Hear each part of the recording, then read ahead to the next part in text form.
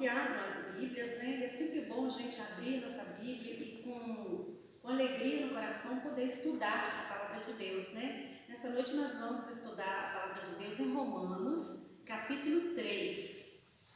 Romanos, capítulo 3, dos versículos 9 a 26.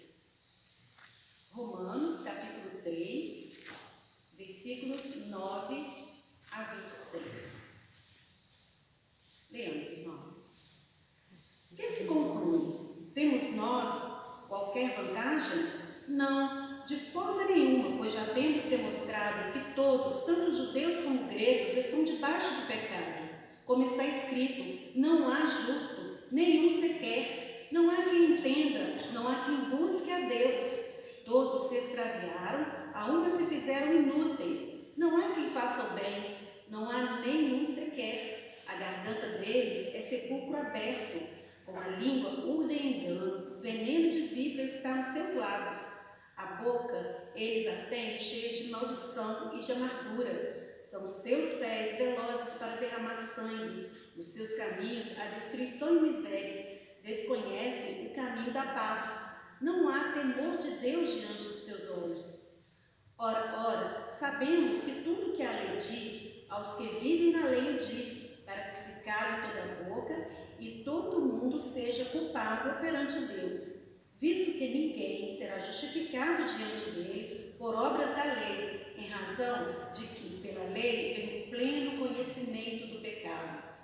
Mas agora, sem lei, se manifestou a justiça de Deus, testemunha pela lei e pelos profetas, testemunhada pela lei e pelos profetas, justiça de Deus mediante a fé em Jesus Cristo, para todo e sobre todo os que creem, porque não há distinção, pois todos pecaram e carecem da glória de Deus, sendo justificados gratuitamente por sua graça, mediante a redenção que há em Cristo Jesus, a quem Deus propôs no seu sangue como propiciação mediante a fé, para manifestar a sua justiça, por ter Deus, na sua tolerância, deixado impunes os pecados anteriormente cometidos, tendo em vista a manifestação da sua justiça no tempo presente, para ele mesmo ser justo e o justificador daquele que tem fé. Oremos, irmãos. Senhor Deus, eu te agradeço pela leitura da tua palavra, Pai, e confiamos que o Senhor há de nos ensinar, Senhor, mas principalmente, Pai, que tudo que o Senhor nos ensinar na tua palavra nós possamos praticar, Senhor, na nossa vida. É o que te pedimos, confiando no Senhor, em nome de Jesus. Amém. Amém. Irmãos, esse texto, é um texto que eu gosto muito, porque Romanos é um livro, que nos leva a olhar muito para nós mesmos. Todos os textos, eles mostram o quão miserável é a nossa situação diante de Deus.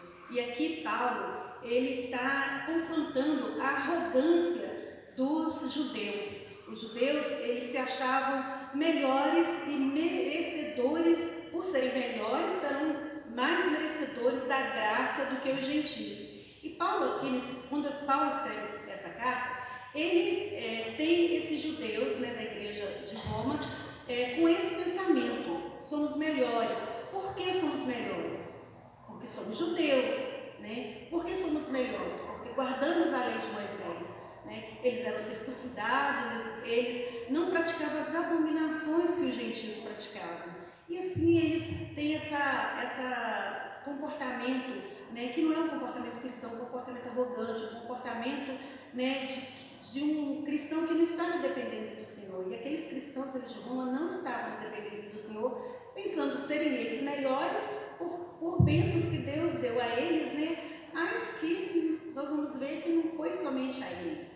Paulo argumenta, por todo o início da carta, que as depravações dos gentios com certeza é pecado, do mesmo jeito que a hipocrisia dos judeus é pecado, o moralismo falso, a quebra da lei, em benefício próprio, o viver de aparência, e o orgulho.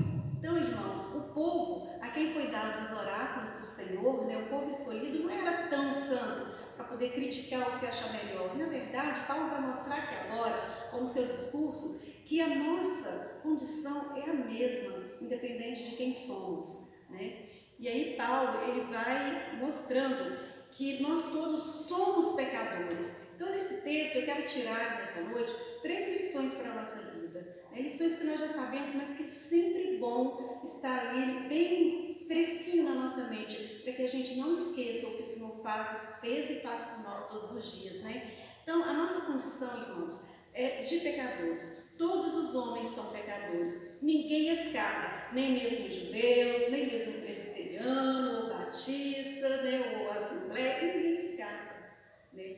Todos nós somos pecadores, né? Estamos merecidamente perdidos. Essa é a nossa condição de nascimento, desde que Adão, né, pecou, desde o pecado original de Adão. A nossa condição ao nascermos é a mesma para todos, né? Estamos debaixo, né, da condenação. Somos condenados, somos pecadores. O homem já nasce condenado, morto espiritualmente. Essa condição não tem grau, não existe perdidinho ou perdidão, né? Um pouquinho perdido, meio perdido ou totalmente perdido. Não, estamos perdidos, né? Simples assim. Somos pecadores, estamos perdidos. Para nós entendermos melhor essa condição e o quanto ruim ela é, nós vamos usar a seguinte ilustração.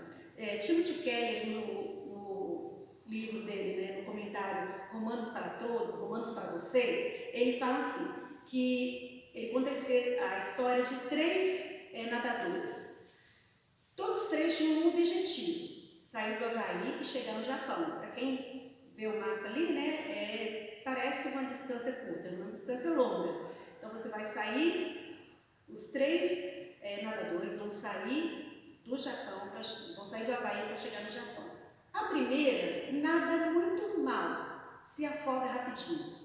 A segunda nada melhor, ela nada assim uns 20 quilômetros, mas acaba se afogando também. O mar, né, todas as dificuldades faz com que ela se afogue.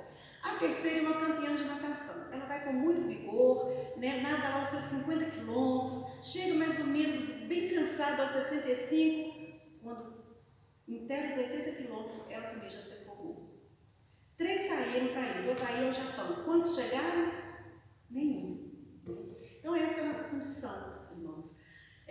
Não importa quem chegou mais longe, ou quem chegou mais perto, ou quem nadou mais, ou quem nadou menos, né? Ninguém vai chegar ao objetivo, nenhum das 3 chegaram ao seu objetivo.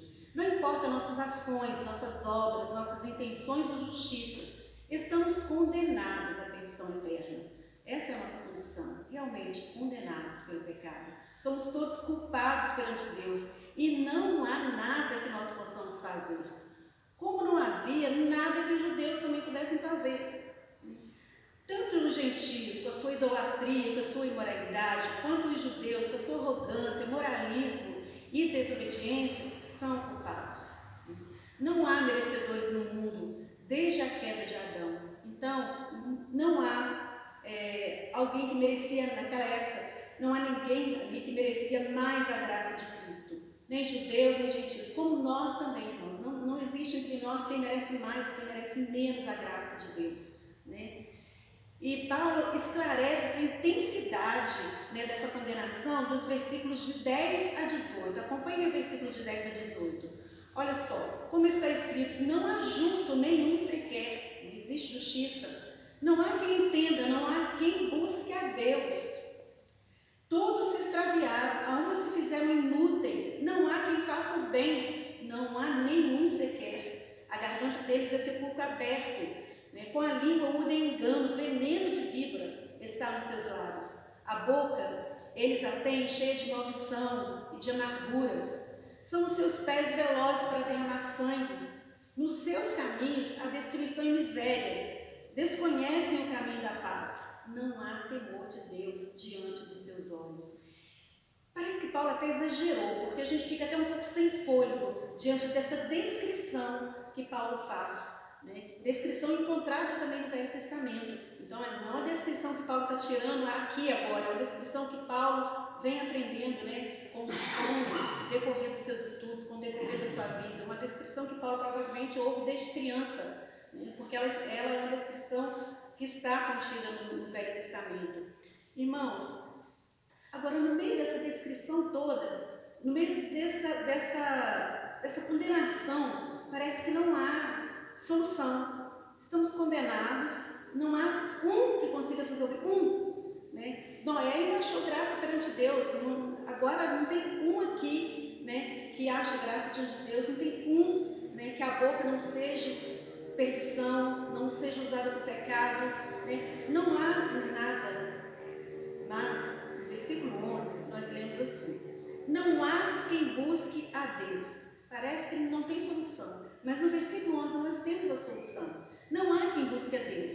E essa afirmação é motivo para nos alegrar, porque por nós mesmos, tendo essa natureza condenada, não somos capazes de buscar a Deus. Então precisamos que Deus nos busque, para que tenhamos esperança de uma solução para toda essa condenação descrita, né? Não há nada que possamos fazer, porque quem pode fazer é Deus. Somos pecadores, dependentes de Deus. E essa é a segunda tópico que eu quero conversar, né, com os irmãos sobre ele. Somos pecadores, dependentes de Deus. Que coisa boa a gente ter um Deus no qual a gente pode depender dele, com o qual a gente pode contar, né? E nós somos pecadores que realmente dependem de Deus. O problema do pecado não será resolvido pelo homem, porque nós não somos capazes de buscar a Deus, né? Somente por Deus nós podemos resolver, né, essa nossa condição terrível. Estabelecida a dependência que o homem tem de Deus para sua redenção, Paulo mostra a obra de Deus em Jesus Cristo, versículo 21 e 22. Mas agora, sem lei, se manifestou a justiça de Deus, testemunha pela qual e pelos profetas, justiça de Deus mediante a fé em Jesus Cristo, para todos e sobre todos os que creem, porque não há distinção, gregos, judeus, gentios, né? Não há distinção. A salvação ela é pela fé, mediante a fé, e a salvação é em Jesus Cristo. Essa é a solução que Deus, né, traz para nós. A preposição mediante aí indica o meio pelo qual nos unimos a Deus. Qual meio é esse? A fé, né? Jesus é o mediador. Ele nos foi dado como sacrifício vivo para nos elevar da condição de condenados e redimidos, e para que nele fosse feita a justiça de Deus. A justiça de Deus foi feita através da obediência de Jesus ao Pai, se sacrificando por condenados como nós, totalmente condenados. O Senhor Jesus, com toda a sua grandeza, toda a sua glória, se fez homem, veio nessa terra, né, e se entregou a pedido do Pai por nós. A justiça foi feita, então, através da obediência de Jesus. A cruz foi a demonstração tanto da justiça como do amor. Jesus é justo e o único justificador.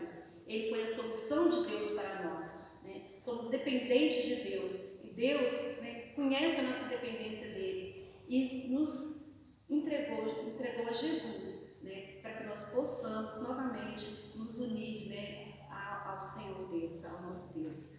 Agora, para isso, irmãos, requer fé, né? Agora conhecemos o mediador. Devemos passar pelo processo de ouvir, crer e praticar a nossa fé. Não basta você carregar o nome de cristão. Há uma necessidade muito grande de você ouvir, crer e praticar. Os judeus guardavam, a eles foi entregue os oráculos do Senhor, mas eles tinham uma vida de aparência, não digo todos, mas eles tinham uma vida de aparência. Nós não generalizamos, mas nós entendemos que uma vida de aparência não agrada o Senhor. E hoje muitos de nós temos copiado, né, esse exemplo ruim dos judeus, de levar uma vida de aparência, de usar a igreja a nosso favor, de usar os conhecimentos que tem, da forma que desejamos, não da forma bíblica, né, deturpamos muito, irmãos.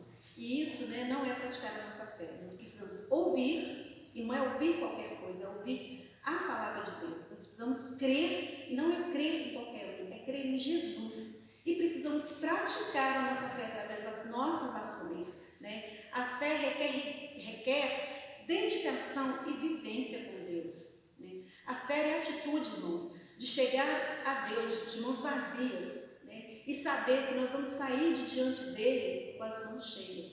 É crer naquilo que nós não vemos, como está em Hebreus, né?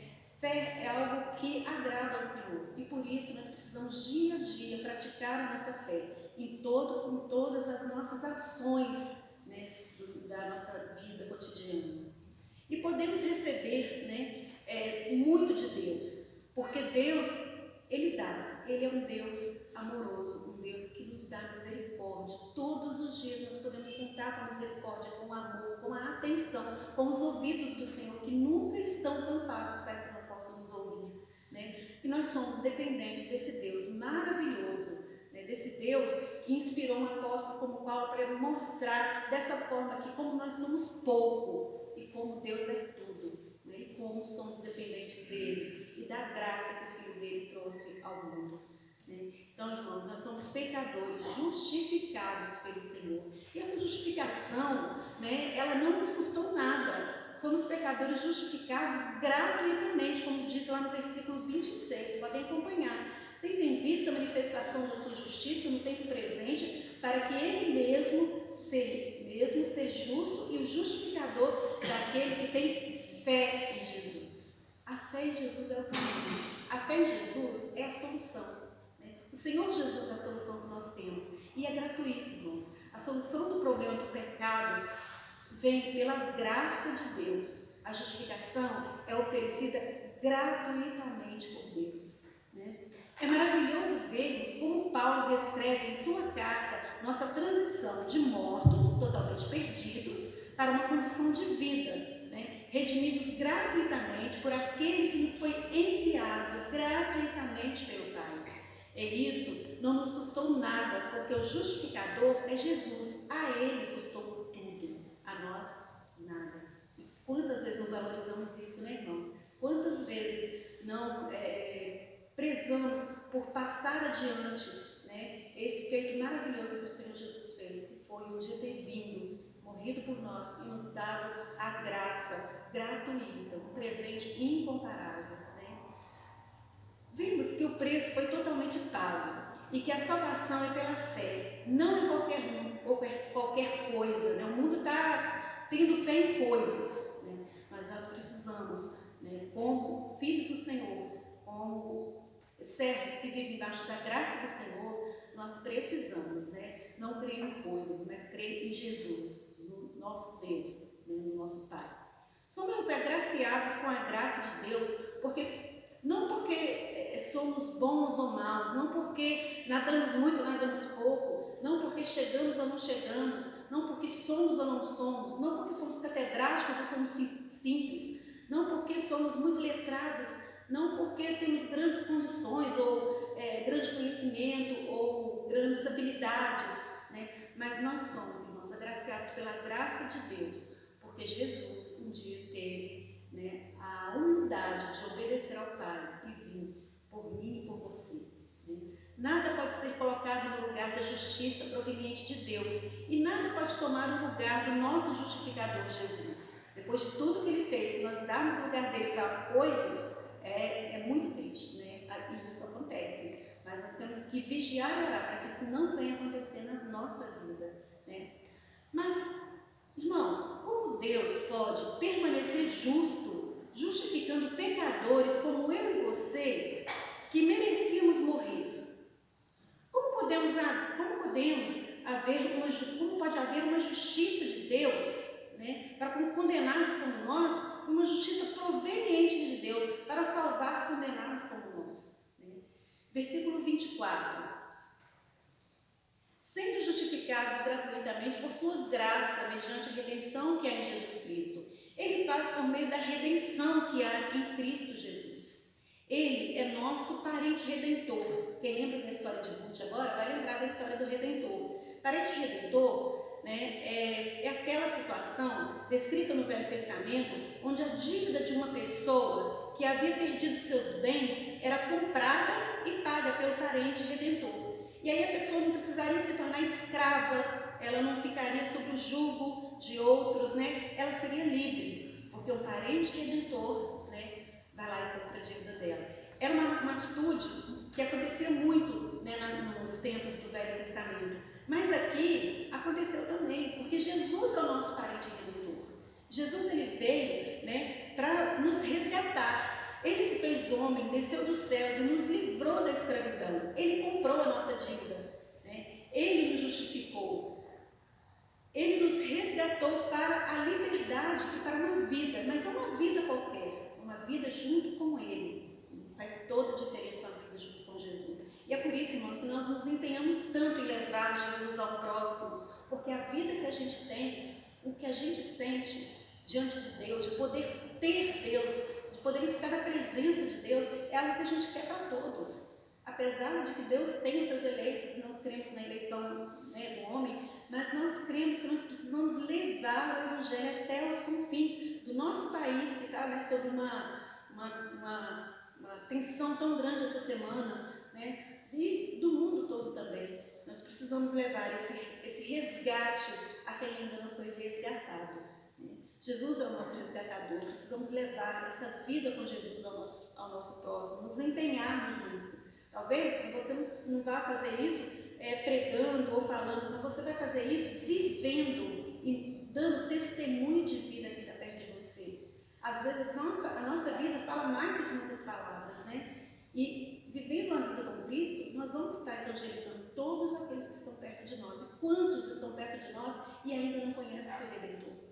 Quantos estão perto de nós e ainda não foram resgatados por Jesus, mas podem vir a ser porque você decidiu uma vida diferente, porque você decidiu ser dele, e ele quer você, ele ama você. Se o Senhor Deus não nos amasse como ele ama, ele não teria, né, providenciado um Redentor para nós, mas ele providenciou um Redentor para nós, ele nos ama e ele nos quer diante dele, né, em novidade de vida. Não há quem busque a Deus, porque Deus é quem nos busca, segundo sua vontade e segundo a sua misericórdia. É Deus, o justo juiz, capaz de julgar nossa causa. Somos condenados, o Senhor julgou nossa causa. E providenciou um resgatador, Jesus, gratuitamente, para nos livrar da escravidão do pecado. Irmãos, Paulo desafia a arrogância dos judeus nesse texto. Paulo desafia os judeus a descer um degrau. Paulo desafia os judeus a se tornarem um pouco mais humildes, né? E ele é tão impressionante que Paulo ele se coloca como judeu e ele se coloca de uma forma humilde, né? Ele quer que os judeus o imitem. E nós precisamos, né, que os nossos irmãos, aquelas pessoas que estão ao nosso redor, nos imitem, porque nós estamos imitando Jesus. Sede meus imitadores, né, o Senhor fala. Paulo, né, desagradou a muitos.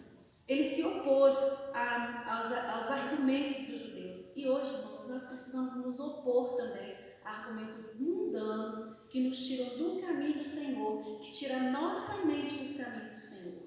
Argumentos mundanos que levam tantos que estão do nosso lado à perdição. A nossa mente precisa pertencer ao nosso Deus. A nossa mente precisa ser uma mente renovada pelo Senhor Jesus. No tempo em que vivemos, as coisas não são diferentes do passado. Estamos sempre sendo desafiados a olhar para nós mesmos e vermos o quanto somos culpados, arrogantes e não merecedores, mas pela graça somos salvos. E Efésios 2:8 diz, porque pela graça sois salvos, mediante a fé, e isso não vem de vós, é dom de Deus. Isso não vem de nenhum de nós, irmãos. A salvação pela graça vem unicamente pela fé em Jesus, pelo que Jesus fez na cruz por nós, né? E nós somos gratos ao Senhor por isso, né? Nós gostaríamos muito, né, que a oração de todos, a nossa oração sempre tem que ser, né, para que todos alcancem a salvação, pela misericórdia de Deus, venham a compreender que são pecadores, pela fé, creiam em Jesus, o nosso resgatador, e sejam agraciados pela graça salvadora de Jesus. E que o nosso Pai um dia venha a passar por...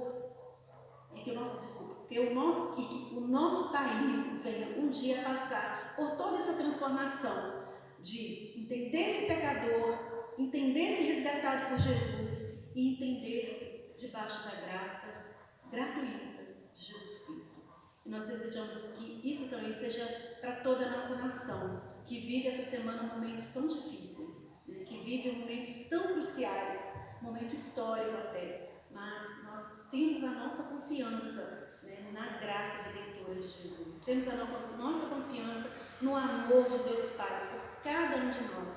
Nós temos a nossa confiança de que a palavra não volta vazia e essa palavra vai moldar as mentes e os corações de todo o povo brasileiro, mas a começar de nós, irmãos, a começar de cada um de nós que somos filhos do Senhor, a começar de cada um de nós, né, nossa mente tem que estar totalmente voltada para Cristo.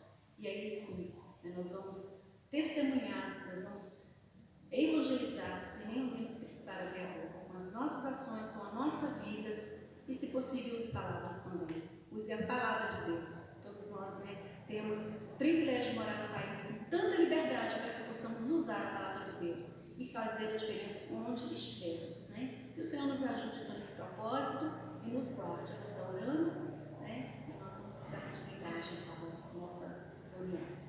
Senhor Deus, muito obrigada, Pai, porque o Senhor é o nosso resgatador, porque o Senhor olhou para nós, porque um dia, Senhor, nossos olhos encontraram contigo, Pai, e hoje nós estamos aqui na tua casa, pedindo que o Senhor nos dê mais fé, que o Senhor fortifique, aumente, Senhor, a nossa fé, a nossa confiança no Senhor, que nós possamos, ó Pai, fazer boas escolhas para agradar a Ti, que nós possamos, ó Pai, viver conforme a Tua vontade, não a nossa, Pai. Nosso coração é desesperadamente corrupto, nós somos pecadores, mas, Senhor, confiamos na graça do Senhor que nos alcançou para podermos viver uma vida reta diante do Senhor. Que possamos, ó Pai, nunca nos achar merecedores, mas que possamos, ó Pai, sempre saber, ó Pai, que precisamos mais e mais e somos dependentes, totalmente dependentes do Senhor e da Tua justiça, Pai.